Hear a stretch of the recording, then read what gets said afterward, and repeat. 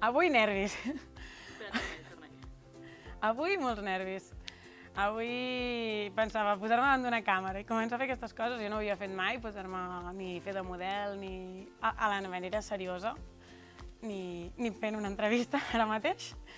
Però en general jo crec que molta motivació m'ha generat de pensar, ostres, que guai, m'han proposat de participar en un projecte de dones i de poder dir la meva i de poder expressar-me i donar veu a una dona que en el seu moment se li va tallar.